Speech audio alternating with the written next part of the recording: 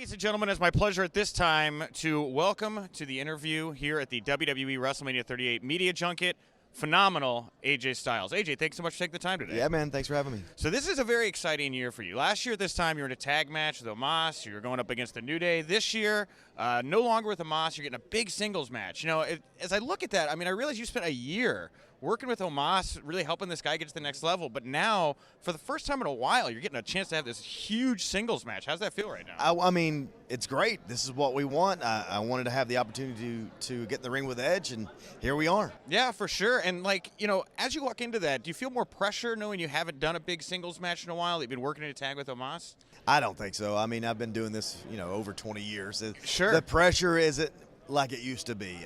I'm just looking forward to having a great match. Yeah, well, that's the thing, EJ. It's not just like a great match. I mean, when people see you and Edge next to each other, they're like, this could steal the show this weekend, right? You got 2 nights, you got like 15, 16 big matches, but a lot of people think that you and Edge are going to go in there and have the match of the weekend. Well, here. see, there's the dilemma. The expectations may be too high. Okay. And so it'll hurt the match.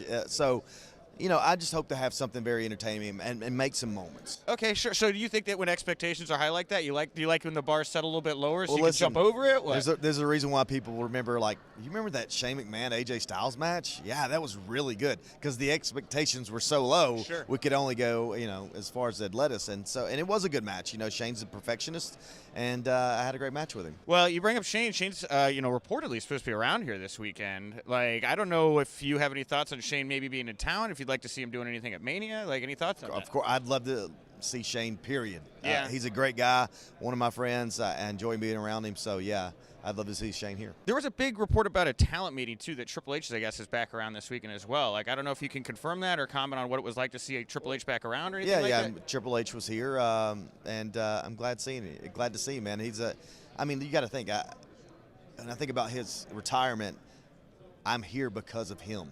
Yeah. Because he called me. That's huge for me. Yeah, absolutely, man. That's crazy. And, you talk about retirements, too. I heard you over there talking about The Undertaker for a little while, man. Yeah. He's going into the Hall of Fame here tonight. Awesome. And, as I'm reading all of the interviews he's doing as of late, which is very rare, he keeps bringing up how the Boneyard match really kind of set his mind at ease and made him feel like this is where he could hang his hat. I mean, that's a pretty big compliment. It's huge, but that's a compliment to everybody who was involved in it, right? Yeah. It wasn't just me. They're Gallows and Anderson. Everybody's setting everything up. I mean, it was a fun match that we can look back and go, Frank, that was great. That, man, if he thought it was good enough for him to go, you know what?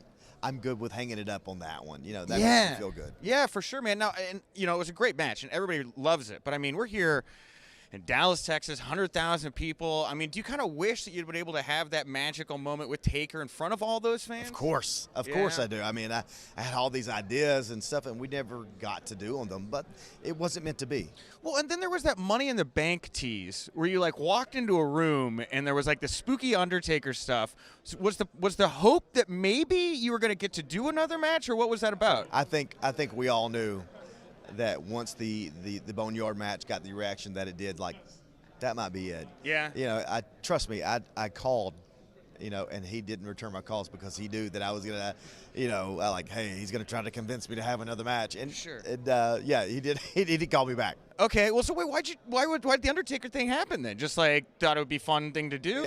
Listen, we were kind of strapped for things that we were able to do. I don't know if you. It was a weird time. That's fair. Yeah, it was very weird at that time. So I mean, we had the Money in the Bank match at the WWE headquarters. Yeah, sure. I mean, so yeah, we were just trying to pull things out of a hat. Okay, fair enough. Well, last time we talked at Rumble Media Row, I asked you about the rumors that Cody Rhodes might be returning to WWE and he might be in the Rumble, and you were really dismissive about that. You even made a comment after we recorded to me that was I don't know what you are doing, but there's a little more smoke this time around. What do you make of the increased smoke around these reports, AJ?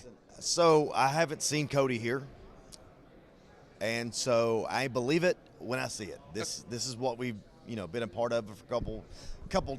Well, I've been decades. It's there's a lot of rumors, but you don't believe something until you actually see it.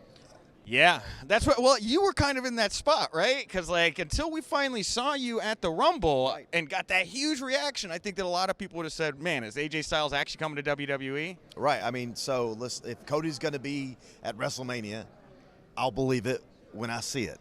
So it's just one of those things that's happened to me throughout my 20-plus years of being in the business. I just don't believe anything until I see it, because it's so many times we've been promised so many things and they never happen. Yeah. So, I'm jaded, I guess you'd say. Wow, you? Yeah, I know it sounds crazy, but yeah. Okay, all right. Well, headline. We'll make that the clickbait.